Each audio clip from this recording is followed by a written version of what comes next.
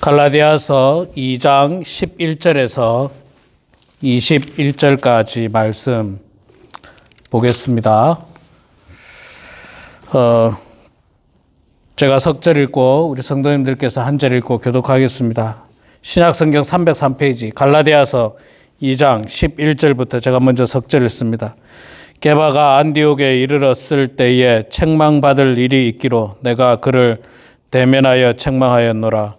야고보에게서 온 어떤 이들이 이르기 전에 게바가 이방인과 함께 먹다가 그들이 오매 그가 할례자들을 두려워하여 떠나 물러가매 남은 유대인들도 그와 같이 외식함으로 바나바도 그들이 외식에 유혹되었느니라.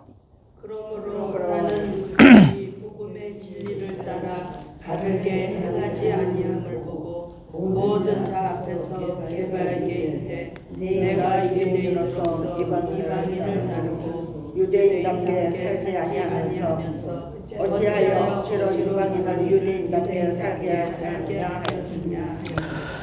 우리는 본래 유대인이요 이방 죄인이 아니로되 사람이 의롭게 되는 것은 율법의 행위로 말미암음이 아니요 오직 예수 그리스도를 믿음으로 말미암는 줄 알므로 우리도 그리스도 예수를 믿나니 이는 우리가 율법의 행위로서가 아니고 그리스도를 믿음으로써 의롭다함을 얻으려 함이라. 율법의 행위로서는 의롭다함을 얻을 육체가 없느니라. 만일 우리가 그리스도 안에서 의롭게 되려 하다가 죄인으로 드러나면 그리스도께서 죄를 짓게 하는 자냐? 결코 그럴 수 없느니라. 만일 내가 어떤 것을 사실 내가 나를 범범한 자로 만든 것이라. 내가 율법으로 말미암아 율법에 대하여 죽었나니 이는 하나님에 대하여 살려 함이라. 내가 그리스도와 함께 십자가에 못 박혔나니 그런즉 이제는 내가 사는 것이 아니요 오직 내 안에 그리스도께서 사시는 것이라. 이제 내가 육체 가운데 사는 것은 나를 사랑하사 나를 위하여 자기 자신을 버리신 하나님의 아들을 믿는 믿음 안에서 사는 것이라. 우리 21절 같이 읽습니다. 내가 하나님의 은혜를 패하지 아니하노니 만일 의롭게 되는 것이 율법으로 말미암았으면 그리스도께서 헛되이 죽으셨느니라. 아멘. 네, 여러분 반갑습니다. 오늘 또 이렇게 주님 앞에 나오신 여러분 모두 축복하고 환영합니다. 나중에 우리 각자 기도하실 때 우리 환우들을 위해서 기도해 주시고 또 우리 김정학 원사님 특히 자꾸 어지러우셔가지고 교회를 지금 출석을 못하고 계시는데 기도해 주시고 우리 이용혜 장로님도 또 늘 좋았다 안 좋았다 그러신답니다. 그래서 여러분 또 기도해 주시고요. 그 외에도 환우들을 위해서 기도해 주시고요. 또 이 땅에 평화가 임할 수 있도록 이란과 이스라엘의 전쟁이 지금 장기화될 것 같은 그런 느낌도 드는데 하루속히 잘 마무리될 수 있도록 평화가 임할 수 있도록 기도해 주시고 미국 땅 안에서도 더 이상의 시위와 어떤 문제들이 일어나지 않도록 기도해 주시고 우리 멕시코 선교를 위해서도 또 여러분 기도해 주시면 감사하겠습니다. 멕시코 선교를 내일 이제 정확하게 여러분들이 알려드리고요. 등록을 받을 겁니다. 내일부터 등록을 받아서 한 7월 한 둘째 주까지만 등록받고 인원을 파악해서 뭐 차량이라든지 숙박 문제라든지 그런 것들을 해결해야 되기 때문에 기도 가운데 적극적으로 여러분 동참해 주시고 또 참여해 주시면 감사하겠습니다. 자, 오늘 말씀은 사실 지난 화요일 날 새벽기도 했던 내용이에요. 그런데 이제 화요일 날 영상을 찍었는데 없어져 버렸어요. 영상이 다 날아가 버려가지고 영상이 없고 들은 사람이 없습니다. 그래서 아무도 들은 사람이 없어서 제가 이렇게 다시 한 번 더 이 말씀이 너무 귀한 말씀이라서 원래는 오늘 4장의 말씀을 했어야 되는데 이 2장 11절부터 21절까지 말씀을 전해야 되겠다는 생각을 가졌습니다. 자, 갈라디아서 2장 11절 이 11절에 보면 한 가지 에피소드가 나옵니다. 그 안디옥에서 바울이 게바를 책망한 내용이 나옵니다. 여러분, 게바가 누굽니까? 게바. 베드로죠, 베드로. 예, 베드로를 책망해요. 바울이 베드로를 책망한다? 이게 쉬운 일이 아니에요. 왜 그러냐면 그 당시 교회에 가장 권위 있는 사람은 베드로, 야고보, 요한 이 세 사람이었거든요. 그 초대교회 당시에는 베드로, 야고보, 요한 이 세 사람이 가장 권위가 있고 바울은 원래는 예수 믿는 사람들을 죽이러 다니는데 앞장섰던 사람이었습니다. 그러다가 회심해서 복음을 전하는 이방인의 사도로 부름을 받았는데 우리 그냥 아주 속된 말로 하면요. 바울은 굴러온 돌이고 베드로, 야고보, 요한은 박혀있는 아주 그냥 터줏대감이에요. 터줏대감. 그런데 바울이 베드로를 책망하는 사건이 벌어졌어요. 자, 그 왜 책망을 했느냐? 그게 중요하잖아요.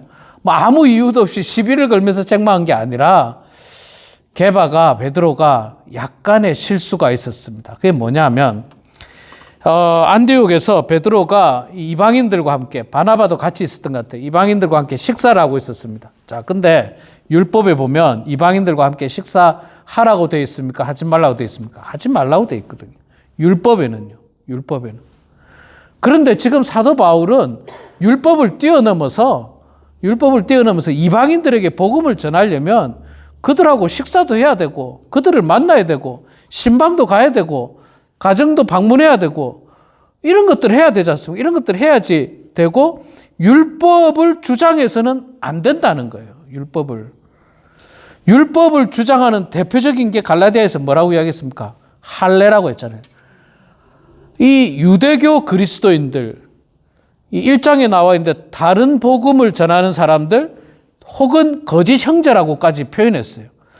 예수 믿는 사람들이에요. 똑같이. 근데 그 중에 그래도 율법은 지켜야 돼 하는 사람들을 바울은 거짓 형제들이다라고 아주 단호하게 이야기합니다. 다른 복음을 전하는 자들이다. 근데 그런 사람들이 제가 볼 때는 적지 않게 많았던 것 같아요. 왜 그렇게 했습니까? 율법을 지켜야 된다는 것은 수천 년 내려온 그들의 신앙이었거든요. 유대인들의 신앙이었거든요. 율법을 지켜야 된다. 자, 유대교 그리스도인들의 대표적인 사람들이 누굽니까? 예수님의 제자들이에요. 예수님 제자들 다 유대인이고 그리스도인들 아닙니까? 유대교 그리스도인들이에요. 자, 그래서 이제 이방인들과 함께 식사를 하고 있는데 저기 예루살렘에서 이 야고보가 보낸 여기서 말하는 야고보는 아마 예수님의 동생 야고보인 것 같아요. 예루살렘 공의회 의장이었던 그 야고보가 보낸 사람들이 저기서 오고 있는 거예요. 이 사람들은 누구냐? 이 사람들은 유대교 그리스도인이면서 조금 율법을 강조하는 사람들이었던 거예요. 예수를 믿기는 믿지만 율법도 지켜야 된다는 사람들이었어요. 그 사람들이 저기서 오는 걸 보니까 베드로가 이방인들과 같이 밥을 먹다가 자리를 슬그머니 떠난 거예요. 슬그머니 자리를 떠났어요. 그 사실에 대해서 바울이 책망한 겁니다. 왜 자리를 떠났느냐? 왜 겉과 속이 다르냐? 외식하느냐?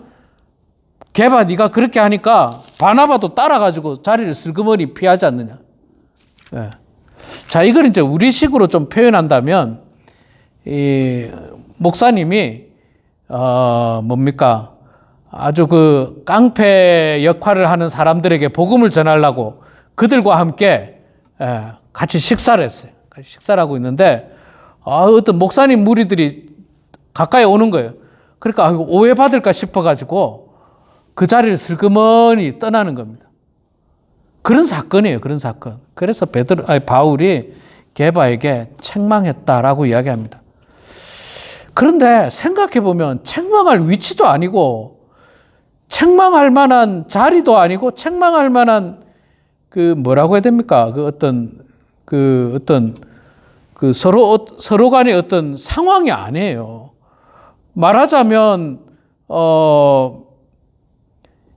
예수 믿은 지 한 달밖에 안 된 사람이 장로님의 잘못된 것을 그 자리에서 지적한 거예요.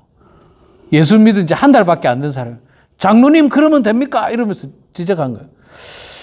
물론 잘못하면은 지적을 받을 수 있습니다. 여러분 목사도 지적받을 수 있고 장로님도 지적받을 수 있고 한 달 교회 나온 사람이 목사님 뭐 예를 들자면 뭐 목사님 그렇게 휴지를 아무데나 버리시면 됩니까? 라든지 목사님 그렇게 할 수 있습니다. 잘못하면.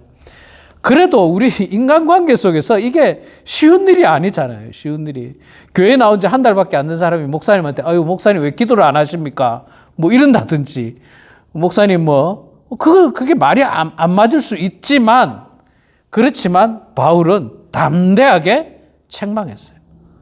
왜냐하면 이걸 가만 놔두면 이방인들에게 복음 전할 수 없다는 걸 알게 되는 거예요, 바울은. 그래서 게바를 책망하면서 당신이 그렇게 하니까 봐라. 다른 사람들도 당신처럼 슬그머니 나가고 바나바도 슬그머니 나가지 않느냐. 이방인들과 멀리하지 않아. 그러면 남아있는 이방인들은 그건 뭐냐? 그럼 남아있는 이방인들은 그 마음이 어떻겠느냐?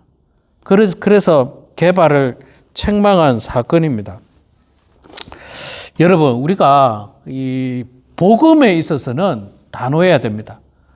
잘못된 복음을 전하거나 혹은 다른 복음을 전하는 것에 대해서는 단호해야 됩니다.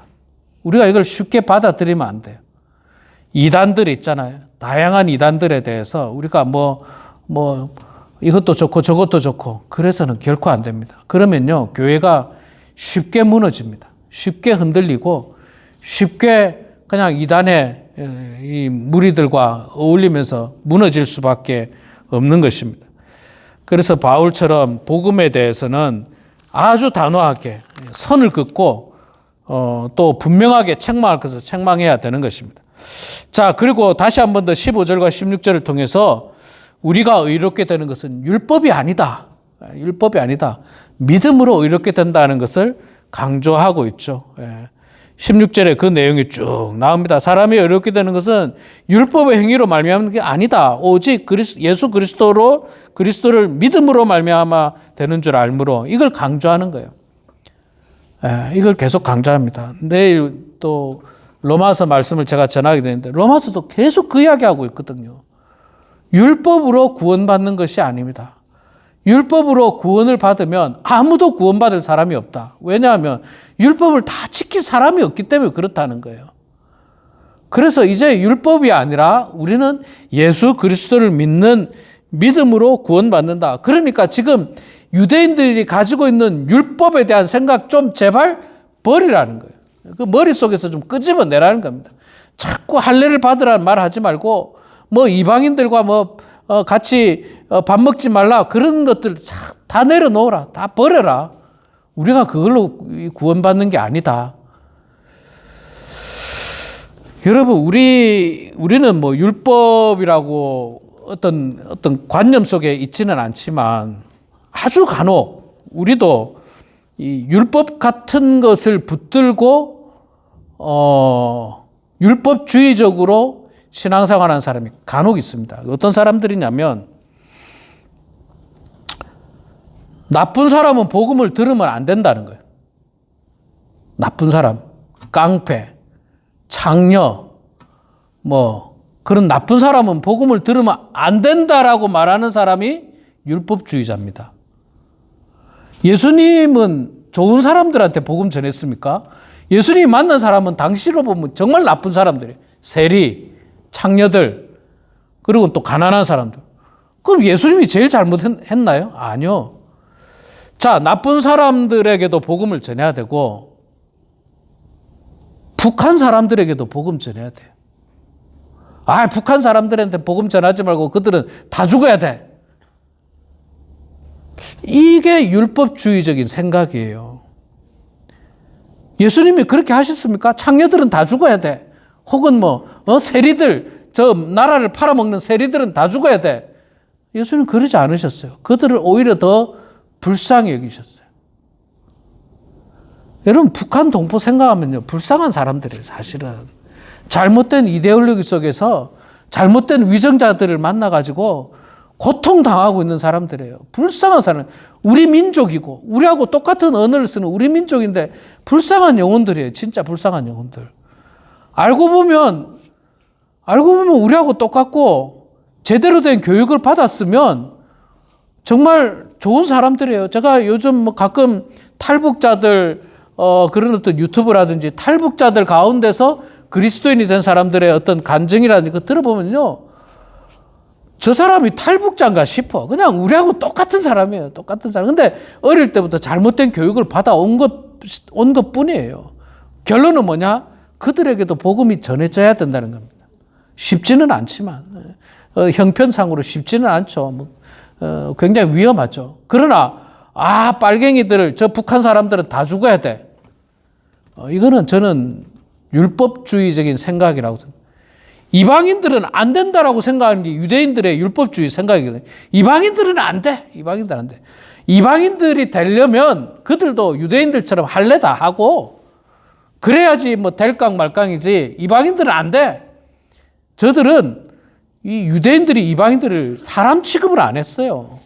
사람 취급을 안 했다니까요. 아주 그냥 그 정도였습니다. 자, 그런 율법주의를 다 버리고 우리가 구원을 받는 것은 율법으로 말미암아 구원받는 게 결코 아니고 오직 예수 그리스도를 믿는 믿음으로 말미암아 구원받는다라고 사도 바울이 아주 그냥 목놓아 강조하고 있습니다. 이게 바울 서신에 전부 다 나오고 있고요. 로마서에도 나오고 있고 아주 정말로 열심히 외치는 것 중에 하나가 이거예요. 믿음으로 말미암아 구원받는다. 예. 믿음으로 말미암아 의롭게 된다. 자, 그런데 율법을 지키는 게 쉬울까요? 믿음으로 말미암아 예수를 믿는 게 쉬울까요? 여러분 어떻습니까? 한번 상상을 해보세요. 율법을 지키는 게 쉬울까요? 예수를 믿는 믿음이 쉬울까요? 이게 참 애매합니다. 일단 율법을 사도 바울은 뭐라 했냐면 다 지킬 사람이 없다라고 했어요. 그만큼 어렵다는 거죠. 율법을 다 지킬 사람이. 그 다음에 예수를 믿는 믿음은 굉장히 쉬워 보입니다. 그냥 느낌은 쉬워 보여요. 교회만 나오면 될 것 같아. 교회 나오고 예배 드리고 헌금하고 적당히 봉사도 하고 이러면 믿는 것 같아. 그런데 그게 믿는 게 다가 아니라고 바울은 이야기해요. 교회 나가고 헌금하고 봉사하고 뭐 적당히 착한 일하고 이게 다가 아니라는 거예요. 그 뭐가 단가? 예수 믿는다는 게 도대체 뭔가? 그 말씀을 오늘 2장 20절에서 해주고 있습니다. 예수 믿는다는 건 바로 이거다. 자, 2장 20절 같이 너무나도 잘 아는 말씀인데 같이 한번 읽겠습니다. 시작. 내가 그리스도와 함께 십자가에 못 박혔나니 그런즉 이제는 내가 사는 것이 아니요 오직 내 안에 그리스도께서 사시는 것이라. 이제 내가 육체 가운데 사는 것은 나를 사랑하사 나를 위하여 자기 자신을 버리신 하나님의 아들을 믿는 믿음 안에서 사는 것이라. 이게 예수 믿는다는 거예요. 예수 믿는다는 건 교회에 왔다 갔다 하는 게 아니고 이게 예수 믿는다는 건데 그러면 이게 쉬운가를 따져봐야 되겠죠. 이게 쉬울까 안 쉬울까? 내가 그리스도와 함께 십자가에 못 박혔다. 내가 죽어야 된다는 말이에요, 이게. 그러니까 내 육신이 죽어야 된다는 말이 아니라 뭐가 죽어야 돼? 내 자아가 죽어야 된다는 거야. 내 자아가 날마다 십자가에 못 박혀 죽는 것이 예수 믿는다는 거예요. 자, 그러면 쉽습니까? 어렵습니까? 굉장히 어렵죠. 굉장히 어렵죠. 쉬운 일이 아니에요. 왜? 사람은 누구나 다 자아가 있고 자존심이 있고 혈기가 있고 성질이 있고 그게 여전히 살아있는데 그거 죽으면 인간도 아닌데 맞지? 그래서 막 어떨 때는 욱하기도 하고 내 자존심이 밟히면 가만히 있지를 못하고 그런 게 보통의 사람인데 사도 바울이 말하기를 예수를 믿는다는 것은 내 자신이 내 자아가 날마다 십자가에 못 박혀 죽어야 된다고 이야기하는 거예요. 아, 이게 참 어려운 일이에요. 참 어려운 일. 예수 믿는다는 것은 결코 쉬운 일이 아닙니다. 쉬운 일이 아니에요. 날마다 내 자신을 죽여야 하기 때문에 그렇습니다. 잘 이해하세요. 여러분, 내 자살하고 죽자 이게 아닙니다. 내 자아가 죽어야 돼요. 자아. 내 속에 있는 죄악된 인간성이 죽어야 된다는 거예요. 끊임없이 죽어야 된다는 거예요. 예. 우리 제가 그때 그런 표현 썼죠. 뭐, 드라마나 이런 거 보면 뭐, 옛날 깡패 같은 사람들이 하는 말 중에 하나, 야, 인간 장현석 다 죽었네. 뭐, 이러지 않습니까? 이게 죽어야 되는 거예요, 진짜. 인간 장현석은 죽어야 되는 거예요. 자아가 죽어야 되는 거예요. 그게 예수 믿는다는 거예요. 그럼 뭐가 사느냐? 내 속에 나를 위하여 십자가에서 못 박혀 죽으신 그리스도께서 살아 역사하는 삶을 내 육체를 통해서 살아간다는 거예요. 이제는 내 자아가 사는 게 아니라 내 자아는 죽고 내 속에 그리스도의 자아가 살아 역사해서 그리스도처럼 살아가는 삶을 사는 것이 바로 예수를 믿는다는 겁니다. 이게 얼마나 어려운 일입니까? 얼마나 어려운 일. 얼마나 어렵습니까? 제가 수년간 교회 목회자 생활을 하면서 또 신앙생활을 하면서 참 많은 사람들이, 저도 마찬가지예요. 참 많은 사람들이 자존심이 짓밟히는 것을 견디지 못합니다. 견디지 못해요. 내 자존심이 짓밟히면. 자, 베드로가 바울에게 책망을 받았는데 성경에는 그 어디에도 바울과 게바가 다투었다는 말이 없어요. 또 바울이 뭐 변명했다는 말도 없어요. 뭐 그냥 이걸로 끝이 나버렸어. 그래서 저는 이걸 추측을 해보건데 바울이 게바를 책망했을 때 게바가 자신의 잘못을 인정한 것 같아요. 내가 잘못했다고. 그리고 모든 문제가 일단락이 됐어요. 만약에 여러분 바울이 책망했을 때 게바가 아니 저게 감히 나한테 내가 도대체 누군데 내가 예수님의 수제자인데 나에게 저렇게 말을 함부로 할 수 있어 하면서 다투었다면 인간 베드로의 자아는 죽지 않은 거예요. 여전히 살아있는 거예요. 그리스도인이라 말하기 어렵습니다. 근데 게바는 아무런 대꾸가 없었던 거예요. 인간 베드로는 다 죽은 거예요. 인간 베드로는 다 죽고 베드로 마음속에 예수 그리스도만 살아 역사하기 때문에 자기 잘못을 인정하고 겸허하게 받아들였다는 거예요. 더 이상의 다툼도 없었고 자기가 잘못했으니까. 자기가 잘못했으니까. 여러분 이게 우리가 다 배워야 되는 거예요. 목사도 여러분 교회 나온 지 한 달밖에 안 된 사람이 목사에게 지적해도 정말 그것이 잘못된 것을 지적했다면 겸허하게 인정해야 됩니다. 그리고 받아들여야 돼요. 뭐 원로 목사든지 뭐 수십 년을 목사했던 사람이라도 잘못할 수 있잖아요. 그러면 누가 지적했을 때 아이고 죄송합니다. 제가 순간 실수했습니다. 용서해 주십시오. 이게 필요해요. 이게 나의 모든 자아는 죽은 거예요. 인간 장현석은 다 죽고 내 속에 그리스도께서 살아 역사하는 장면이고 그 모습인 것입니다. 베드로는 이게 바로 예수 그리스도를 믿는 믿음이다. 믿음이다. 그렇게 이야기합니다. 여러분 이 믿음의 경지에 이르시기 바랍니다. 이 믿음의 경지. 그래서 바울은 로마서에 나는 날마다 죽노라. 날마다 죽노라.